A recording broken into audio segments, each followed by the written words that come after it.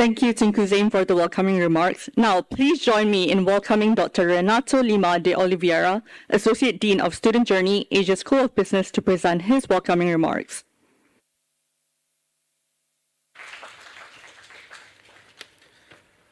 Hello, very much good morning to all of you, and thank you so much, Tunku Zain, Karima El Khoury, United Nations Resident Coordinator, Richard Marshall, Tricia Yo, and all of you who selected to have this Saturday as a moment of discussions, of enlightenment, of productive time on very important public policy issues. It's an honor and privilege for us at Asia School of Business to be a partner of ideas in its 9th Liberalism Conference titled Borders and Belong in a Globalized World.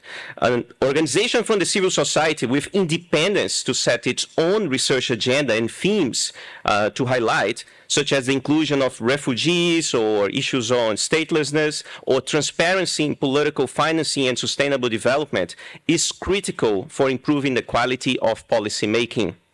Malaysia, in particularly a Malaysia with intense political competition and changes of government, is better because of institutions like ideas.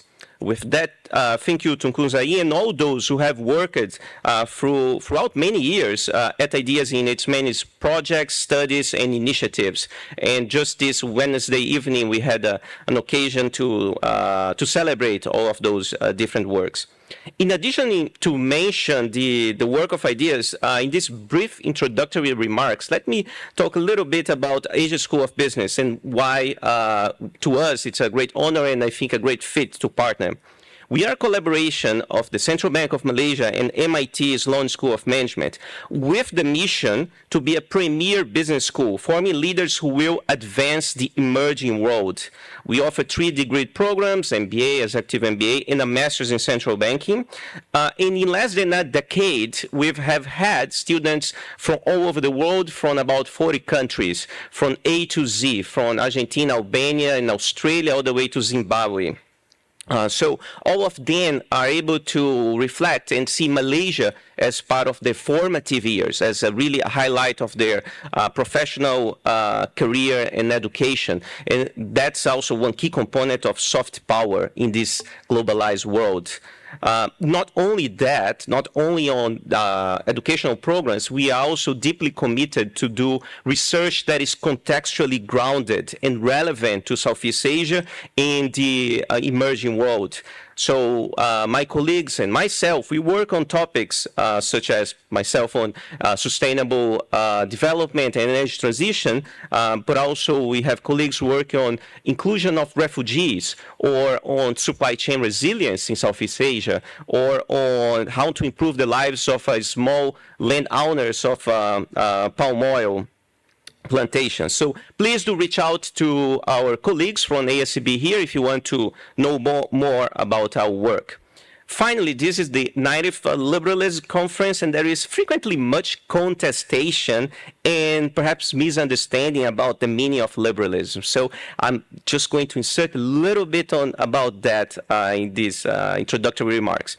I would like to quote the Spanish philosopher Ortega y Gasset, who in a book published in 1929 wrote the following: liberalism is that principle of political rights according to which the public authority, in spite of being all-powerful, limits itself and attempts, even at its own expense, to leave room in the state over which it rules for those who live who neither think nor feel as it does.